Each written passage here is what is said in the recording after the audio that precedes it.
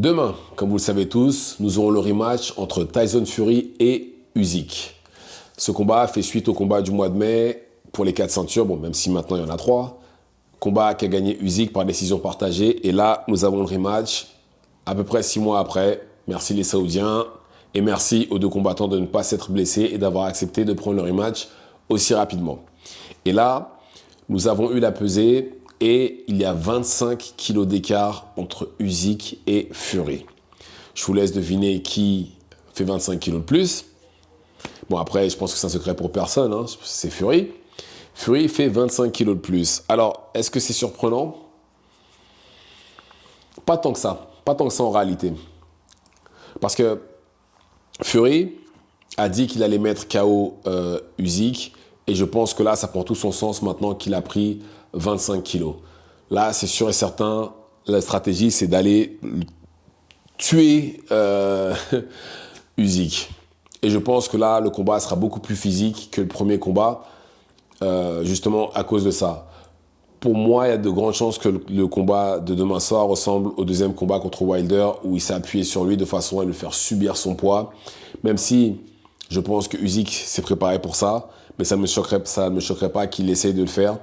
Et je pense aussi, comme j'ai dit plusieurs fois dans mes vidéos, que ça devrait faire partie de sa stratégie, parce qu'il a l'avantage du poids, de la taille et de la longe. Donc, il faut absolument qu'il utilise tous ces éléments-là pour pouvoir battre Usyk.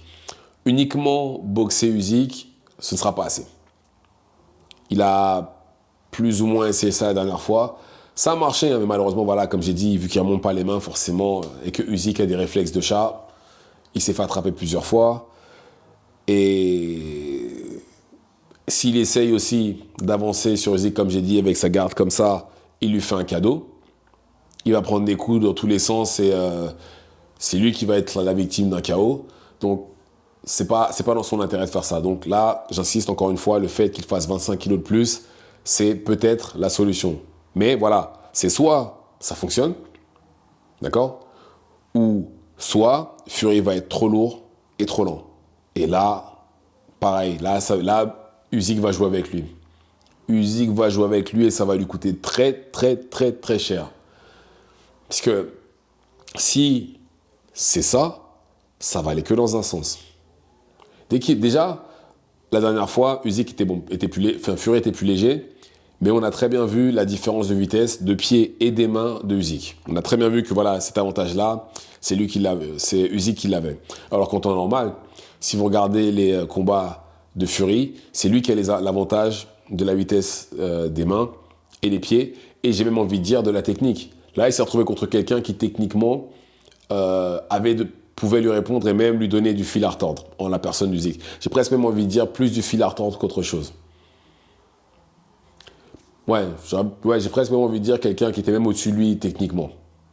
Il a trouvé quelqu'un qui avait du répondant, contrairement à Wilder, parce que théoriquement sa victoire, voilà, la victoire dans son CV qui a le plus de poids, c'est Wilder. Pourquoi? Parce qu'il a pris Wilder quand il était invaincu et il a pris Wilder quand il était champion. Donc, certes, oui, dans la théorie, c'est Klitschko, mais il a pris Klitschko quand il avait 37 ans. Et on voyait déjà des signes de déclin de Klitschko depuis quelques combats. Donc, pour moi, sa meilleure victoire, c'est celle-là. Même si, encore une fois, il l'a dit lui-même, il avait les choix entre Anthony Joshua et Deontay Wilder. Il a choisi Deontay Wilder parce qu'il a dit lui-même, et il y a les interviews sur YouTube, vous pouvez regarder, il a dit qu'il a choisi Wilder parce que les deux, c'était plus facile. C'est ce qu'il a dit, regardez sur YouTube si vous ne me croyez pas. Il l'a dit. Et pareil,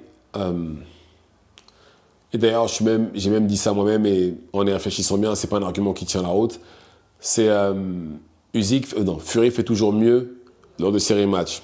Alors, il a eu deux trilogies et un rematch. McDermott, combat qu'il a gagné, mais bon, McDermott, qu'est-ce qu'il a fait? Qui sait? Chisora, il l'a battu 3 fois, même la première, j'ai même pas compris pourquoi il y a eu un rematch, parce que la première fois, il avait bien tabassé, c'était donc pas nécessaire. Et Wilder, comme il a dit, c'était plus facile, même s'il l'a pris lors de son prime. Donc, c'est pas comme s'il avait pris des tueurs et qu'il avait fait beaucoup mieux lors du rematch. Comme par exemple, quelqu'un qui fait mieux lors de ces rematchs, Floyd Mayweather.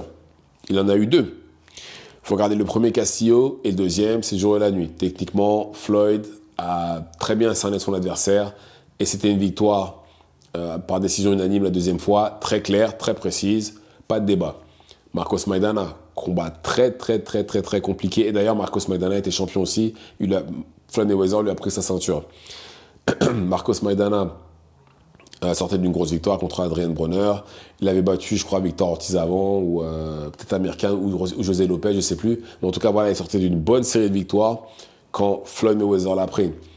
Il était vraiment au top de sa forme. Il était avec Robert Garcia, qui clairement a peaufiné sa technique. C'était prime Maidana. Et ben, Floyd Mayweather l'a battu la deuxième fois de manière beaucoup plus claire que la première.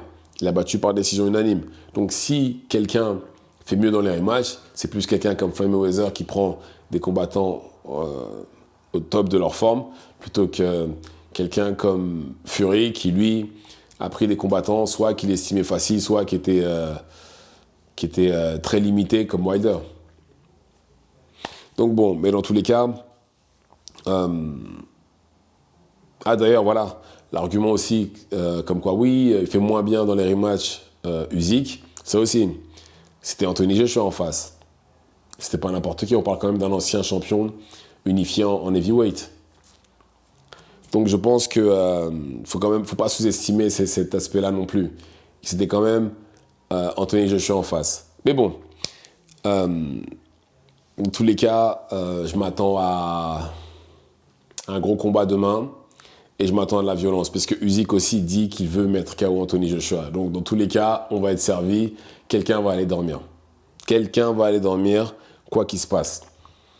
Mais voilà, je pense que là, cette fois-ci, Fury doit avoir un game plan qui justement est fait pour qu'il le mette KO. Et comme j'ai dit, je m'attends à ce qu'il le boxe. Je m'attends à ce qu'il boxe Usyk, mais que cette fois-ci soit sérieux et qu'il remonte ses mains. S'il avait remonté ses mains, il ne se serait jamais passé ce qui s'est passé au 9e round. Jamais. Et bon, malheureusement, vu qu'il ne remonte pas, qu'il a compris trop tard, parce qu'après, c'est vrai qu'il était déjà un peu plus sérieux, il est remonté. Mais voilà, au 9e round, vu qu'il ne remontait pas ses mains, il a fini par payer le prix fort de son erreur d'inattention. Inattention ou tout simplement mauvais réflexe, enfin je ne sais pas. Donc voilà. Hâte d'être demain. Bon, malheureusement, la carte n'est pas top. Hein. Ça, c'est une carte pour un combat en Angleterre, pas pour un combat en Arabie Saoudite. Là, sur ce coup-là, les Saoudiens, même si ils nous donnent le combat pour toutes les ceintures, enfin, pour les 3 ceintures, ils auraient quand même pu mieux faire pour la sous-carte. Donc voilà. Dites-moi ce que vous en pensez dans les commentaires. Activez la cloche de façon à être tenu au courant quand je posterai de nouvelles vidéos. Et c'est tout pour moi. Ciao, ciao.